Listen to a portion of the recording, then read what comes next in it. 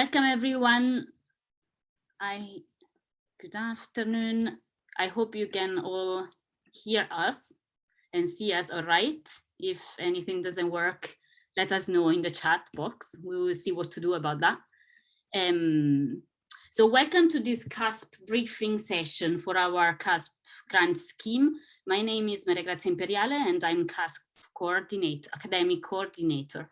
And today myself and Jennifer MacArthur, who is a CUSP project administrator, will take you through this briefing session. So we will have a bit of time at the end for Q&As, but let me share my screen again with the PowerPoint presentation. Please note this meeting is being recorded. So if you wish not to appear, just switch your camera off and or we change your names.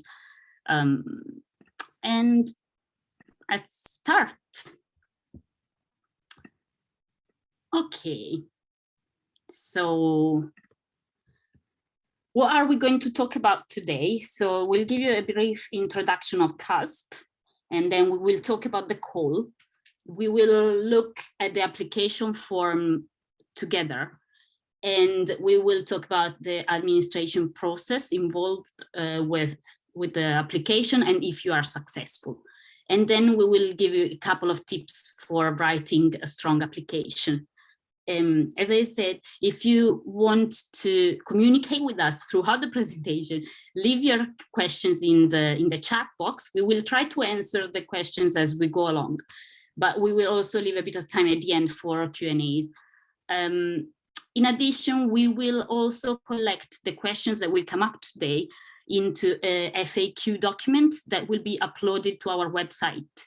And we are going to update this document every week in case new questions come in, so that everybody will know about other people's questions and our answers, in case this may be useful for everyone. So please keep checking our website.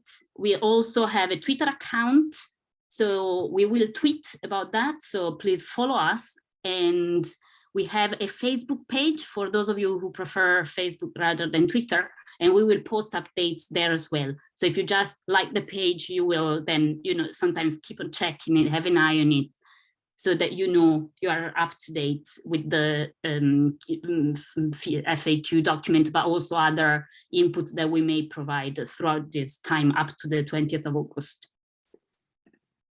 So CUSP is the Culture for Sustainable and Inclusive Peace Network Plus. We are based at the University of Glasgow, but we work with different partners, and I will show you that. I will talk about that in a moment. So it is grounded in conflict transformation, which is a slightly different idea from conflict resolution or conflict management, where we see conflict as an opportunity to develop something better. So there is, so we can learn from the conflict and develop conflict into the world that we would hope to live in. We have a gender focus, and our work is grounded in decolonizing approaches and methodologies. That means that we think that our partners know better about their own contexts, and the methodologies that they choose, all the approaches that they choose for their work is appropriate for their own context. We work with arts-based and participatory practice-led type of research. So we don't understand research in a narrow academic, social science or quantitative way, but we are rather open to use different approaches that touch upon the arts and which are practice-led. Our aims are in line with the Sustainable Development Goals, in particular SDG 5 on equal participation of women and girls in society and in leadership roles, and SDG 16, which aims to strengthen low and middle income countries' arts and cultural organizations to make them a reference point for the identification, transformation, of social conflict.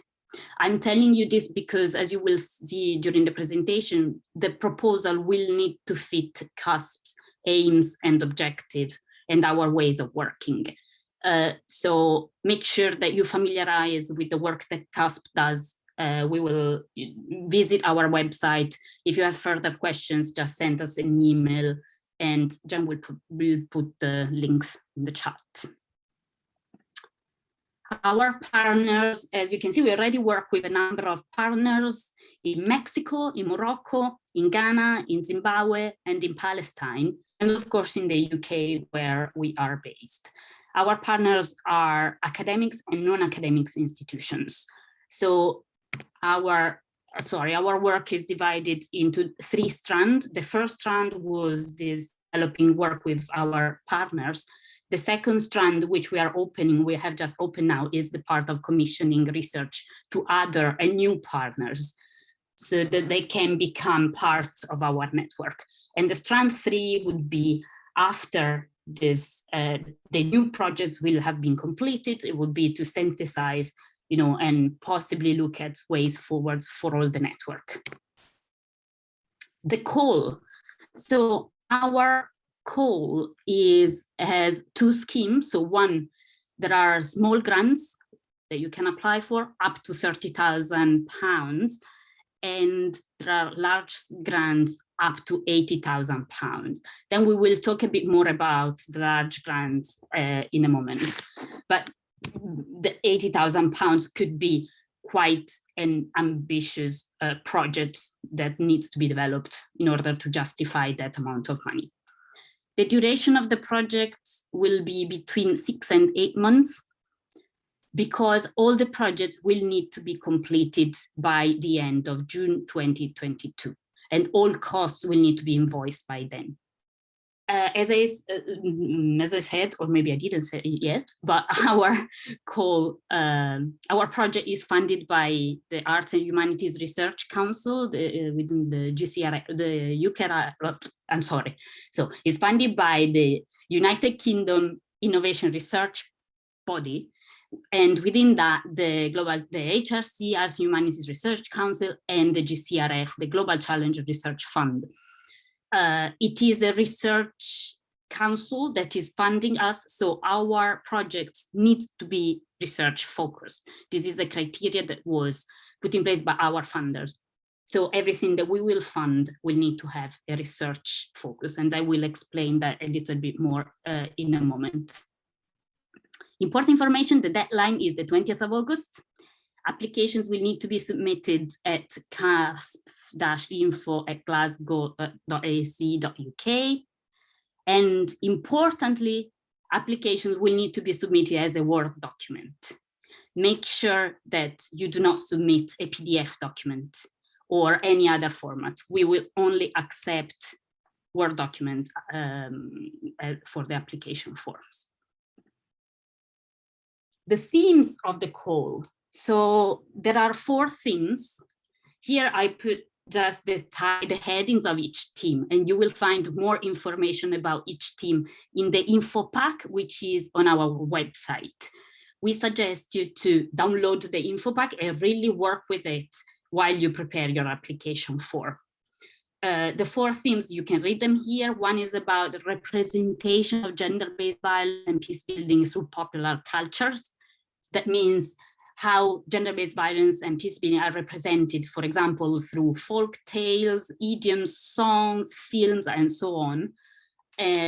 Anyway, this theme will need to have a research focus. Whatever project you will develop under this theme. Second theme is about the impact of COVID-19 on conflicts and gender-based violence. The third theme is about strengthening cultural and artistic organizations for peace building.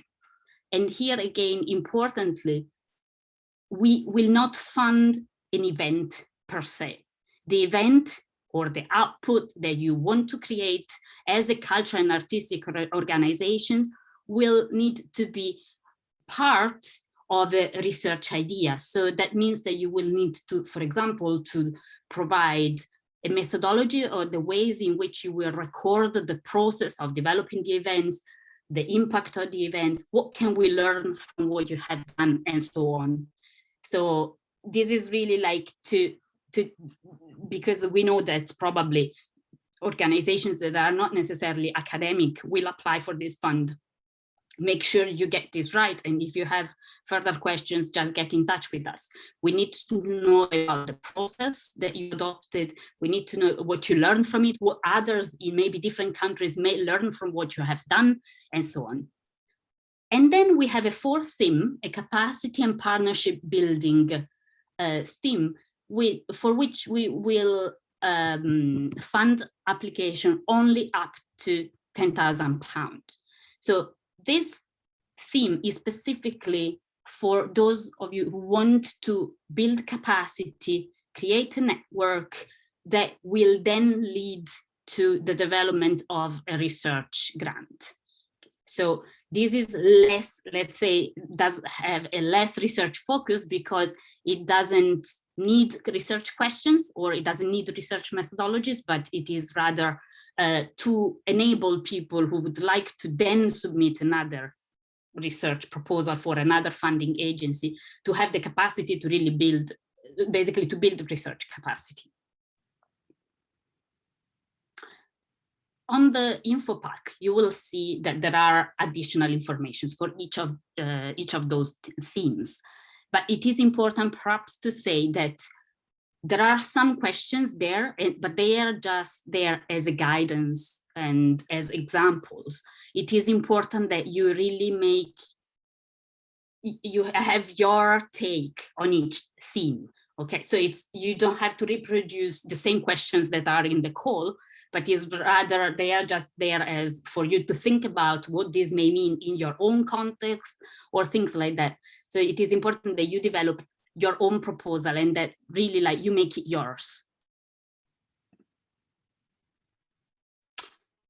So we cannot fund certain types of activities or certain types of equipment. So for example, we cannot fund fees, any type of fees for individuals who want to undertake university undergraduate or postgraduate courses. We can't fund scholarships or PhD studentships. We cannot fund any activities, of course, that undermine the goal of human rights for all. We cannot fund any activities that involve the tobacco industry. Institutional indirect costs cannot be claimed, but those out of the DAC listed countries. So if you have a partner, say in the Netherlands, just making it up, the institution in the Netherlands will not be able to claim indirect costs. And then I think that Jen then will clarify this if there are questions. She is here to clarify anything related to this aspect of the call. But importantly, take note that we cannot fund infrastructure, and because infrastructure costs cannot be requested, like for example, if you need to make an alterations to a certain venues to improve accessibility, I'm sorry, we cannot fund this. So if you put this cost into the application, this will make the application automatically rejected.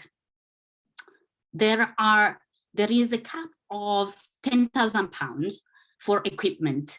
Again, we cannot fund equipment, but for it may be, these are the indication of the EHRC. So it may be that we can fund equipment purchase under £10,000 only if this equipment is crucial to your research project and when you will make significant use of this. We will also explain a little bit more about that when we get to the budget and the justification of resources bit. But keep this in mind while you think and prepare your application. The evaluation process. So we as CUSP teams, we will oversee the process, but it won't be us who review the proposals. So once you will submit your application forms or your proposals, we will check the applications are fully completed, signed, that they are submitted as a Word document. Please do check the word count. If you will go above the word count in each section, we will just delete, okay? So if the word count is 300 for the equality and diversity and inclusion statement, if you write 350 words, we will delete the last 50. Okay, so that's why we need this as a Word document. And we are taking this very seriously because reviewers, we will have a lot to look at. So it is, this is how we will work through this. If applications are incomplete in any part, if there is a missing signature, if there is a missing section, if you forgot to attach your CV, this will be automatically rejected. So please ensure there is a checklist at the end of the application form. Ensure that you have ticked all the boxes and that you have attached all the supporting documents and you have signed all the places where that you needed to sign. After we will have done this first check, we will send applications to reviewers. So 2 or 3 reviewers will score each proposal. And applications are scored from 0, so not suitable for funding, to 4, absolutely must fund, as a high priority by each reviewer, along with a justification. The reviewers will also provide feedback for both successful but also for every proposal, and we will send you this feedback, both if you are successful or if you are unsuccessful. Then we will check the scores, compare if there are inconsistencies, like striking inconsistencies. We will have a moderation and the meeting with the reviewers and with the CUSP ops teams. And then we will agree on a final ranking. Applications will be ranked by the average, the mean score. Now, importantly to note, each CUSP's context, so Morocco, Mexico, Ghana, Zimbabwe, and Palestine, will be allocated a maximum of £80,000. Applications are funded considering, of course, the ranking, but also the country's budget allocations. So it may be that if for a certain context we do not reach the 80,000K, we might use this funding flexibly and use the surplus money to fund other projects that we consider that are of high priority. But keep this in mind when you draft your applications. So that's what I was mentioning before about 80,000K. So if you are writing an £80,000 application, potentially, if another project let's say you're based in Zimbabwe, you write an 80,000K application. If there is only one project that is in Zimbabwe and that scores higher than yours, your proposal will be automatically rejected. So it won't be rejected, sorry, but it won't be funded because it cannot be funded. So make your maths and make your own considerations when you prepare your application, also for the budget that you want to apply for. Important things to bear in mind. Please do read the info pack very carefully. Most of the information will be written there. Most of the information that you need are already there. So read it, try to work with it together, try to work with it while you write your application. The main, these again are things that are all written there, but just to make sure that these are clear. The main applicant must be based in one of the CUSP core countries. So in Ghana, Mexico, Morocco, Palestine, and Zimbabwe. For large grant applications, there's the need to have more than one organization. So you have, for large grants, you will have a main applicant and a co-applicant that belongs to 2 different organizations. The co-applicant preferably is based in another country, so not within your country. So we are hoping to get large grants that work across different countries. As we said before, you must be able to spend and invoice for all funds by June 2022. And that we will have a look at the application later, but there will be a section where you need to provide evidence that you will be able to spend everything by the end of June 2022. It will take longer than you expect to sign collaboration agreements. So be prepared to facilitate this process. This means, again, this will be part of the evidence that you can supply in the section on evidence that you will be able to make all the expenditure by June 2022. For example, it means already having identified who is the person who will sign the collaboration agreements within your institution or organization. And please be ready to facilitate this if you are successful. There will be a bit of back and forth with us. So please make sure that you will reply to emails, that everyone will be aware that will need to be a bit of work around this. And we will need to do this as quickly as possible because of the short turnaround time. So this is key to have projects in place quite soon. And of course, demonstrate through your application how the proposal fits into CUSP's aims. So familiarize with our work, with the work of CUSP. Let's have a look at the application forms. So there are two application forms, one for small grants and one for larger grants. They are very, very, very similar. So I think here I did a mix of both. But really the main things are, you will see, they are really pretty much the same. Please make sure you provide all the details required, otherwise they would mean that your application gets rejected. There will be only one main applicant, and you have to provide all the details about the organizations and the email, the contact, and so on. And then here you can see a section on co-applicants. Similarly, provide name, job title, organization, and the email. Also remember to attach a 2-page CV for the main applicant and for the co-applicants. We don't need the CVs, I don't know, if you have an admin person or if you have a research assistant, we don't need their CVs, but we need the CVs of the main and the co-applicants. Here there is a section on eligibility. So there are those points that needs to be addressed, those questions.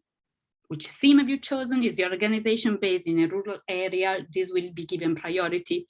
Your location, you're based in one of those of our core countries as a main applicant, and the total budget. In this section on eligibility is where we would like you to provide evidence that you can complete expenditure by June 2022. Just to give you an example, you can say that you have already identified the contact who will sign the collaboration agreement, and possibly this will happen within, I don't know, 3 weeks, whatever. You will see what is suitable for your organization. Then you can provide examples that you as main organizations and your partners have already met tight deadlines for expenditure, maybe through other projects that you have received, through other funding that you have received. Another idea is that you have a qualified admin as part of your team, and we would encourage that so that Jen will be able to work together with the admins in a good and collaborative way. Another idea would be that if you need to buy a certain equipment, which again will need to be very, very well justified, but that you will be working with already approved suppliers, for example, and you know that it will take this amount of time to get the equipment in place, and you know that they are obliged by contract to deliver and stuff like that. These are just ideas. You can add more if things that you can think about. Just give us a sense of the deliverability of your project. And then here we go into the juicy part of the application. So the aim, project aim and objectives. Please remember the aim is sort of an overarching broader aim, so sort of an umbrella. And then the objectives need to be more specific for your project. So how are you going to achieve this aim through these objectives? Then we ask you to write research questions and outline your research questions, but also tell us why are these important in your context and how do these fill a gap in the knowledge. So you will need to do a bit of background research to see where are the gaps, how your research questions fill in this knowledge gap. ODA compliance, it's not enough to provide, to see where on the list your countries are positioned, where on the DAC list, but you also need to address these clear points, as this is a request from our funders. So you will need really to show how will this project be of importance, of use to your community, and what approaches will be used to deliver development and impact, and so on. Just address all these points in detail. The research methodology and the research activities. So here you have is where you develop your research design. Especially for work conducted under the theme 3, make sure that there is a design, there is a clear methodology in place, and not only activities. So the activities is how you reach your aim and your objectives, but what approach are you taking to the methodologies? How are you going to document the process? What are you going to do with the data that you collect? How are you going to analyze this, and so on? Note, and I forgot to say this above, for the capacity and partnership building theme, point 2 and section 2 on the research question, and section 4 on the methodology and research activities, these are slightly different. So if you're applying for a capacity and partnership building theme, we do not ask you to include the research questions there or the research methodology there, but we want to understand sort of what you have in mind as a future project, and that you show us how these activities that you are developing as part of the capacity and partnership building theme, how these activities will enable the future research project that you have in mind.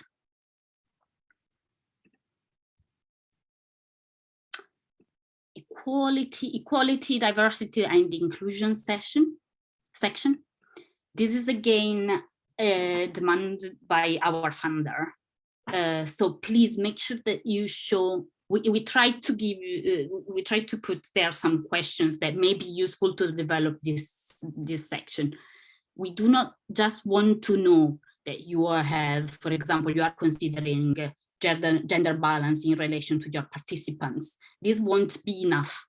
You have to really try to explain how consideration of equality, diversity, and inclusion have been taken into account throughout the project. So also with relation, for example, to the project team, to the outputs, to the impact, may your project cause problems within your communities in terms of gender balance and so on.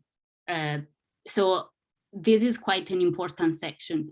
Our work with CUSP has a gender focus, so this will be important for your application. Similarly, the section on ethics, safeguarding risks and safety is another very important one, because probably most of your project will deal with difficult life experiences and difficult situations. So we need to ensure that the ethics and safeguarding principles are well in place. Just a note on that, we have increased the word number for this section. It's no longer 300, it is 500. So we have uploaded new application forms on our website. So download the latest ones before sending them to us. But so you have more space to articulate principles of ethics and safeguarding. Also, to fill in this section, we highly recommend that you have a look on our website. So you see, here is our website. There is a tab on CUSP safeguarding. There are some training materials that you can download.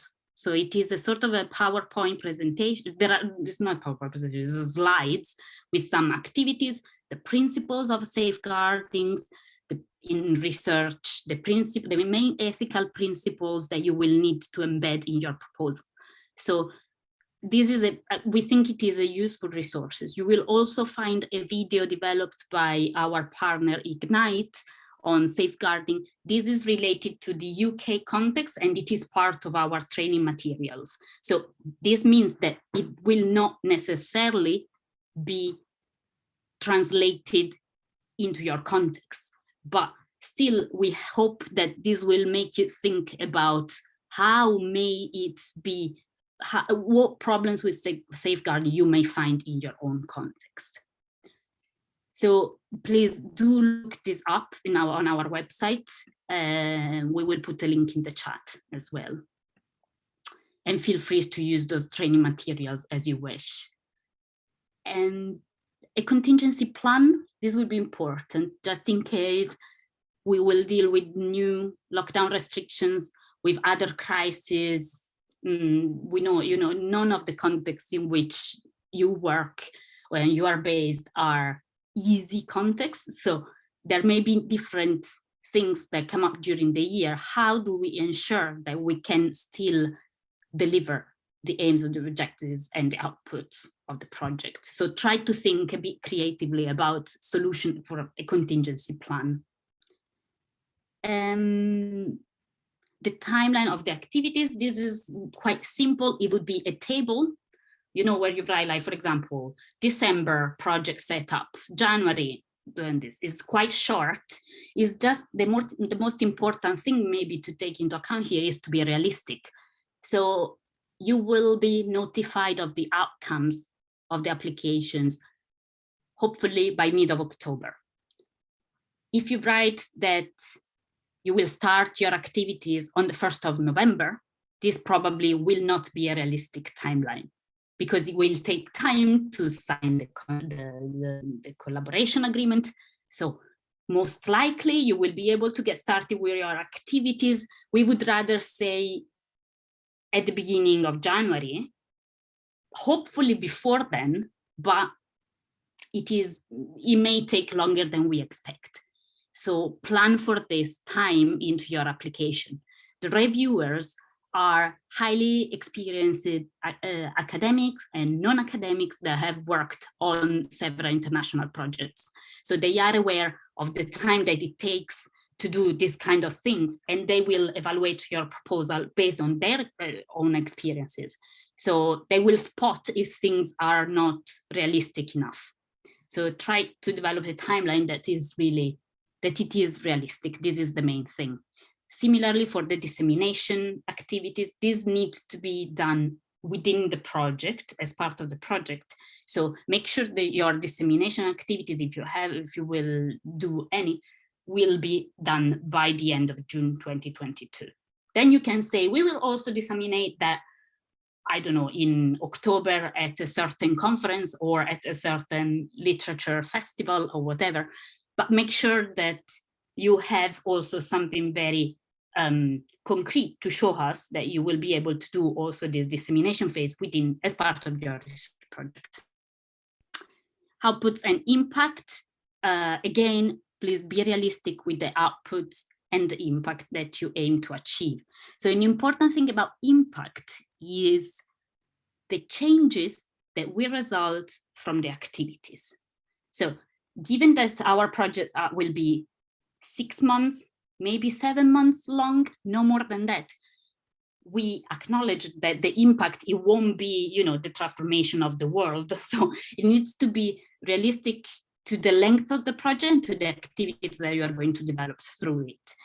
It's not about reach. So it's not that you say, we have worked with 200 people and for sure this will have changed their life. This will not be enough. Like how will their lives be changed through this project? How are you going to evaluate whether really you will make a difference or not on people's life? These are things that you need to consider when writing the application. For the large grants, the part on impact is a bit, it is more important than for the smaller grants.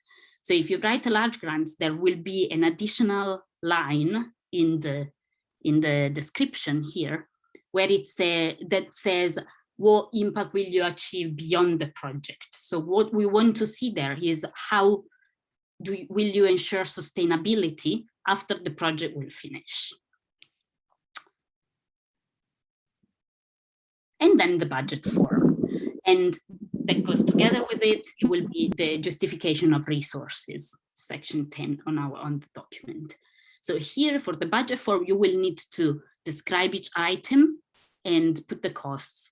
The important part is the justification of resources. So in that section, you need to justify why these costs are necessary. For example, if you put in, again, I'll give you an example, admin time, or you will have a research assistant time. How many days? What is the day? What's the rate? What's the total amount of the cost of the admin time? Why you think that 1 day a week will be enough? Or why do you think that 3 days a week would be better? And give us what tasks will these people be involved in as a justification, as part of your justifications. This as well needs to be done, especially for the equipment. If you need to buy something, justify why do you really need this equipment. It won't also try to consider other options, because what the reviewers will do will be to think of other ways in which you could have achieved that impact, but in different ways, right? So try to justify why really do you need to buy, I don't know, a printer, and why can't you just hire one in order to develop what you're going to develop to achieve the aim that you want to reach throughout the project. And finally, fill in your details, checklists, completed, as I said, submit the document in a Word format, complete the budget section, attach the CVs of the main and of the co-applicants, and then read you will also need to have a statement of support from your organization. I forgot to mention this, but it is in the info pack. So you will need to attach also like a letter where that your organization is supporting you with this, and it will support you if the project is successful. And then finally, there is in the info pack, there is a privacy notice that you can read, and we outline how we are going to make use of your personal data or the data that you will provide throughout the application. And then so that you can read and understand this, and then you can tick the box on the checklist and then sign the form. We will also need a representative of your host organization to sign the form. So make sure that it's not only the main applicant who sign it, but for example, for institutions, academic institution, it might be your research officer. If for arts organizations or cultural organization, it may be the director of the organization. And then submit it by August the 20th and as a Word document at the email address that we put in we will put it again in the chat, but it is sort of everywhere. So the CUSP-info, I think, at glasgow.ac.uk. And then, now I can. If you are successful, and I hand it over to Jen. Thank you. Hi everyone, I'm Jane, I'm the project administrator on CUSP, as Grazia said. So if you are successful, congratulations. The next step is basically administration. So the first step we'll take is finance. And this will be based on the budget as set out in section 11 and the justification of resource of your application that we've just gone through. There can be very small tweaks at this stage, but going after this stage, the agreement is between yourselves and us that this is the budget. there might be some questions around ODA compliance, value for money, and aligning with CUSP's values. After all this is done, we'll move on to due diligence, but before we do that, some further information for everybody. All payments will be made in arrears. All payments will be made in GBP. Support and documentation, invoices and receipts must be supplied to support expenditure. This is in case the project is audited at any point by the funder, and under the terms of GCRF funding, per diems are not permitted. I understand this could be frustrating. We aren't saying that we won't pay for meals for people, but what we need is we need a receipt for the cost of that meal, and the cost of that meal will be reimbursed to you after, but we cannot pay per diems. Step 2 is the due diligence. This is the most likely to be the most onerous stage of the project setup. We do due diligence as a requirement of the funder. It's a risk mitigation strategy. The document itself is a questionnaire made up of sections A to H, and we gather things such, the questionnaire asks questions such as, what type of organisation are you?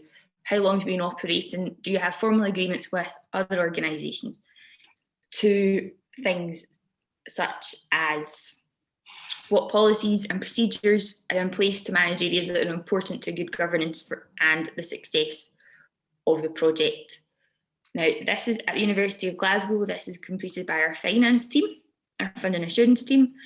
They send the questionnaire, and they expect it to be filled in. They may request supporting documents from you, such as your own institution's safeguarding policy. For instance, they might ask for the last time your documents relating to the last time your organisation was audited financially. So it can be quite involved. So please bear this in mind before you submit your application form. If you think your organisation already has a partnership with the University of Glasgow, please email cus-info@glasgow.ac.uk, and we'll find out from our funding assurance team if your organisation already has an in-date due diligence check with the University of Glasgow. They aren't indefinite, so if it has expired, you will be required to do it again before we can go forward with any funding. And then the third step will be getting the collaboration agreement signed. This is the legal contract signed by the University of Glasgow and the partnering organisation. This will include things such as the total budget as agreed in step 1, a budget breakdown into costs such as local travel, consumables, the legal project start and end date. So the start date will be agreed between the University of Glasgow and the main applicant's organisation, and the end date for all the projects will be June 2022. As part of the contract, you will agree to follow the University of Glasgow research, ethics, procedures and policies. And all partners on the CUSP grant scheme are required to sign sign the UN Declaration of Human Rights as well. Things to bear in mind for this: the contract will be sent to you in English only. If translation of the contract is required, the associated cost of this should be included in the budget in step 11 of the application form. From my personal experience, this can be a very lengthy process. So this needs to be mitigated in your plan and how you will, if you anticipate any delays, and how these will be avoided.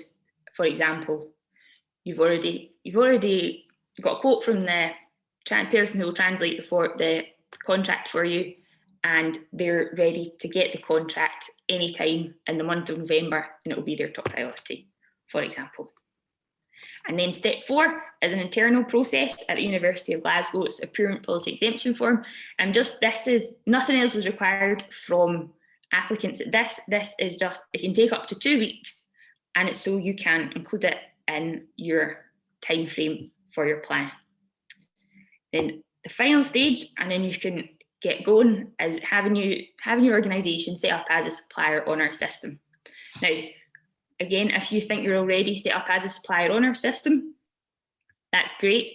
To make sure we have all the correct details and that bank details haven't been updated, if maybe you've not worked with the University of Glasgow for a couple of years or something like that, we need the information listed on this slide on organisation letterheaded paper. If you aren't on the system already, this will get sent to our finance team and you'll get added to the system.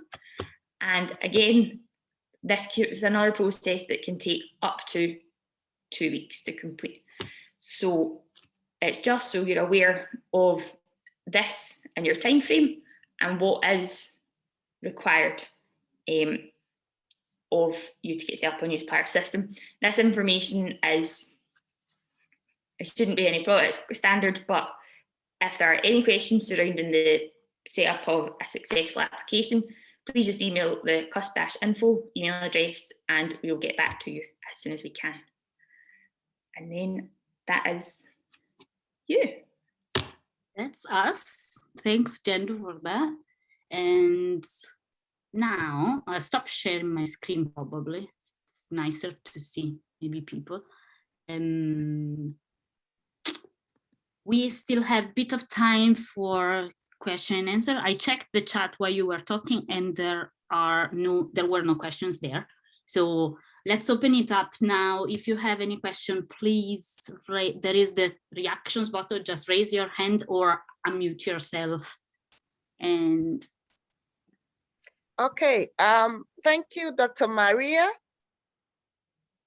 I must say it's a great pleasure to be here. I am calling from Ghana, to be specific, University of Professional Studies, Accra. So my first question is, what is the maximum number we should have in a team? And can we have a scenario like this? Because we want to have diversified team members. Can we have possibly 2 faculty from one university, and because of the skills and the strong background of another person from a different university in qualitative method, we would poach that person from a different university to be part of the team? Is that possible? If that is possible, then the agreement or the university names, who is to sign, is where I need a little clarification, please. So about the number, I think it all depends on your project and what you aim to achieve with it. And the important thing is that you justify really why do you need this number of people involved in the project and what task will they cover, why they are needed, but also what they're going to do within the project, so that it is clear and transparent, like how the cost that you have allocated for staff time. So really, like, it really depends. Of course, the team, we do not expect you conduct an 80,000 K project on your own. This would be, you know, the recipe to not be funded, because it would be impossible. So we do understand this. And about the working within universities, I think this is a great idea. I think, and Jen, check me on that, but my sense would be that you will have one organization as main applicant, and then the person in the other organization as co-applicant, so that you will be working with 2 partners. Now, Jen, about the contracts. So the contract here, anybody who signs a contract with the University of Glasgow must go through the due diligence process. So we can have more than one organisation on the contract, but everybody on that contract will have to go through the due diligence process. Okay. The other benefit of doing it that way is that payments can then be made directly from the University of Glasgow to the co-applicant's organisation, rather than being funneled through the main applicant's organisation. Okay. If, just for clarity, if that if the contract and the payments are only going to go through the main applicant's organisation, we would expect the full funds, the full co-applicant funds to reach the organisation. For instance, I've been involved in situations where organisations will take 5% off for making the payment. That can't happen. So it will need to be either the University of Glasgow makes a direct payment with co-applicants going through due diligence and signing the contract, or the main applicant pays 100%. Okay, that's great. Thank you. Great. There is a question from Raja regarding cross-country partnerships. Do you mean among the CUSP countries or others? No, it can be with others, as long as the main applicant is based in one of the CUSP countries, let's say. That's a bit colonial to say, but in one of the CUSP partners countries. Similar question from Fatima. Can we have, for example, a team consisting of people from example, Palestine, main applicant, and another from a country, yeah, which is not a partner, for example, Libya. Yes, that would absolutely work. I hope it answers your questions, Raja and Fatima. And if not, pop a follow-up question in the chat. Jen, do you need to add anything on this? No. Stanley? See you raise your hand. And you're on mute. Still on mute. You need to unmute yourself. Sorry. Okay, thanks for that. Yeah, Maynard, would you please clarify on 2 issues? I'm Stanley and I'm calling from Harare, from Zimbabwe, from the University of Zimbabwe. I wanted you to clarify on issues to do with, there's a section, I think, on eligibility, which says, please give evidence that you will be able to complete expenditure by June 2022. Just a bit of clarification on that. What you mean by complete expenditure? Is it the completion of the project or the expenditure? Then the second one relates to impact during the project's lifetime. So my understanding is that the project's lifespan is the term within which you're supposed to complete the project is 6 months, right? So are you implying that the impact must be seen within those 6 months going forward post the project's completion? Yeah, so the first point on evidence of expenditure, Jen, do you want to? So we expect that the project, the academic work of the project, and all the funds spent by June 2022. Everything must be completed by June 2022. Expenditure and anything else to do with this project must be completed by June 2022. Okay, all right, clear. And about impact. So for smaller grants, we know that impact would not be huge because it's just a small grant, but still it may make a difference for the people that you got involved with the project. So this could be as part of the 6 months duration. You may see a short-term impact, but if you are applying for a larger grant, we would expect that you can also see a long-term impact. So try to think of how impact would still be possible after the project life, like beyond the end of the project.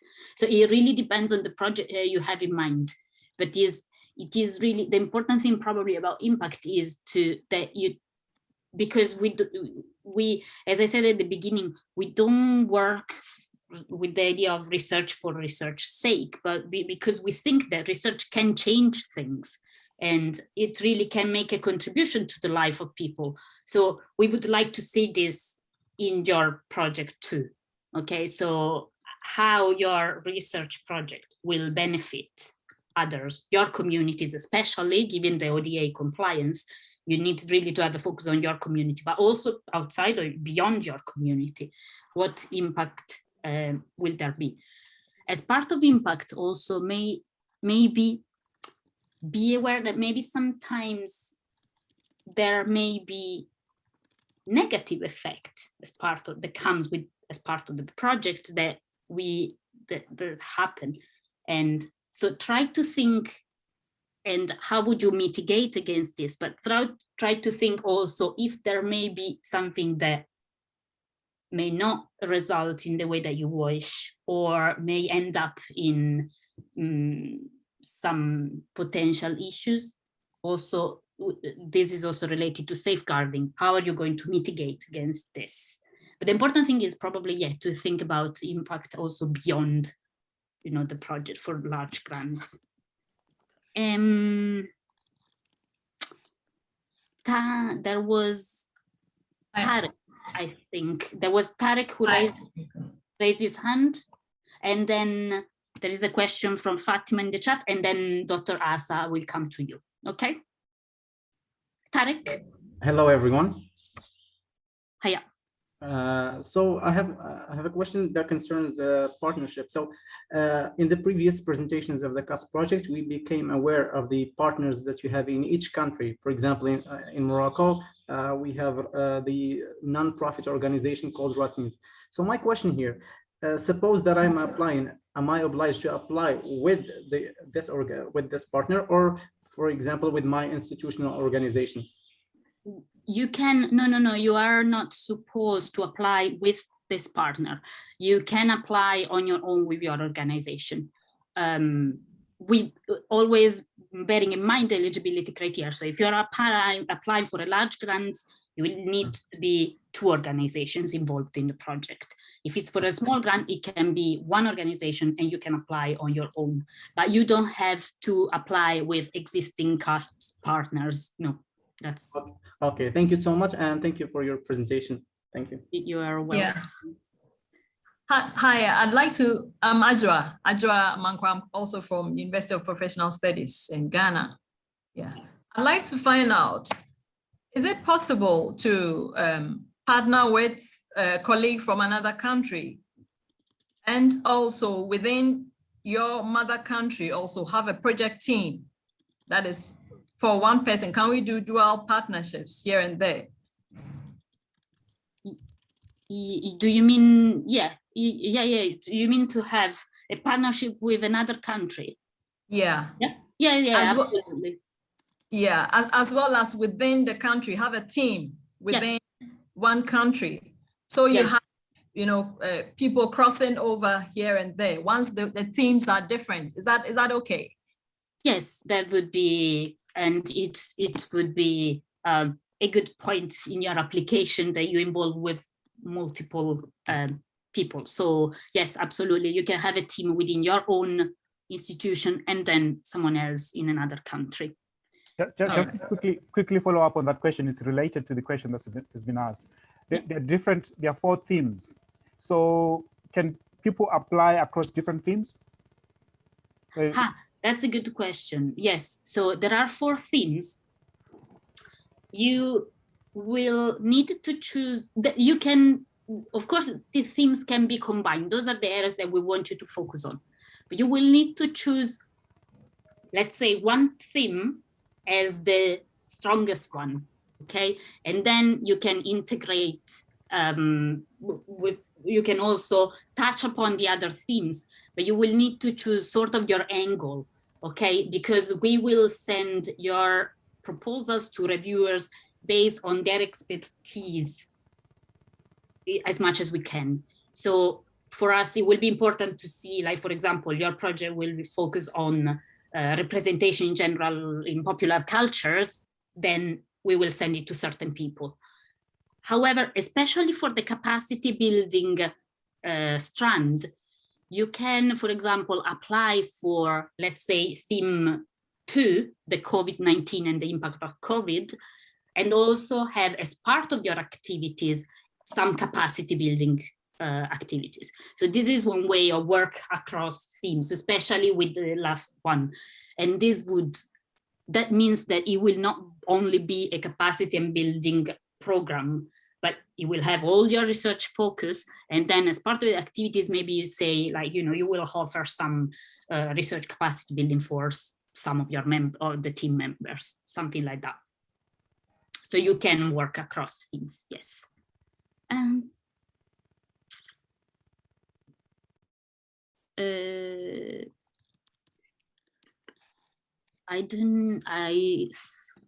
Was there another question? Or I think, Jen, you also managed to answer all the questions in the chat. The one quick question was on the sort of the nature of the collaborative agreements that you'd be expecting. What form does it take, and when exactly do you expect to see the sort of the agreements? The collaboration agreement will be sent to partners after the due diligence checks. It will be, it's essentially just like a sort of standard contract between the University of Glasgow and the organisation. The University of Glasgow will sign it, as well as the organisation. We're very happy to, if anyone has any questions around what's in the contract, we're happy to go through them. The contracts will only be given once to successful applicants and after the successful due diligence check. If the due diligence check doesn't go through, the contract will not be, or the collaboration agreement will not be issued. So at this stage of the application, you wouldn't want any evidence of an agreement existing? Not so much between the University of Glasgow and the organisation on the application. You can mention it in the application form if you want. If there is already an existing agreement, we'll speak to our legal team. There's a chance the process should be a bit quicker if you already have an existing agreement with the University of Glasgow, because it'll essentially just be the same thing again, but with a different budget, different dates. Or maybe with other university or other institutions, international institutions that you work with, there would be, maybe not the same, but it would be a similar thing. But what we would like you to include in the application is, certainly we would like to see the awareness that you are ready to facilitate this process and that you have taken action in order to make this process as smooth as possible. Because as I said, we need a quick turnaround time. So we are working with a bit of a tight deadline, and you will be working too on a bit of a tight deadline. So yeah. Is there any other question? I don't know if Tariq, that was your hand from before, or if it's a new, if you have got a new question. I'm aware it's 3:07. So if you need to leave, please do, and we will check another minute if there is another question, and then we will close it. Maybe it was the same, the hand was, it was the same hand as before. Yeah. Jen, do we need to add anything that we might have forgotten? I think so, not that I can think of just now. I'm just putting our email address in the chat again. And if you have any questions after this, please feel free to email us and at cusp-info@glasgow.ac.uk, and we'll get back to you with an answer. Yeah, and as I said at the beginning, we will upload FAQ document to our website, and this will be updated regularly every week on Tuesday. So follow us on Twitter and on our Facebook page so that you will be reminded about the updates and the questions. This meeting, the recording of this meeting will be made available, and it will be shared on our website again. Okay, that's great. I was going to ask for that, so thank you. Okay, brilliant then. I think then we can close it here, right? Best of luck to all of you for writing your applications. Thank you. We are here. We will try to help as we can. Thank you. Thank you. All right. Thank you. Thank you. Bye-bye. Bye. Bye.